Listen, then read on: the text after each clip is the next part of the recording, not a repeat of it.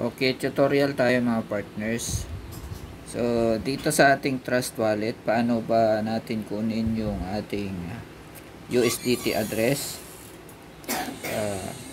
So, para makuha natin yun, i-click lang natin itong nasa corner, sa dulo ng home. Sa corner, merong parang plus sign na maliit. Yan. Okay. So, ito yung makikita natin. So, lipat natin yung all networks, ilipat natin sa BNB Smart Chain. Yan. So, yan, nakaselect na yung BNB Smart Chain. So, dito sa search naman, i-type natin yung USDT. Yan.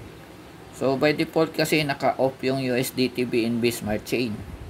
So, i-on natin siya.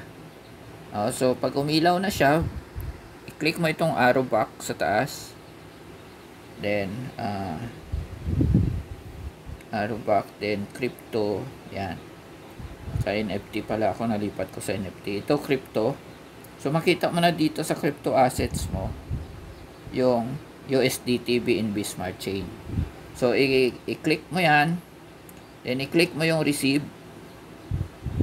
So, ito na yung USDT BNB Smart Chain address mo. So, ito yung i-copy mo.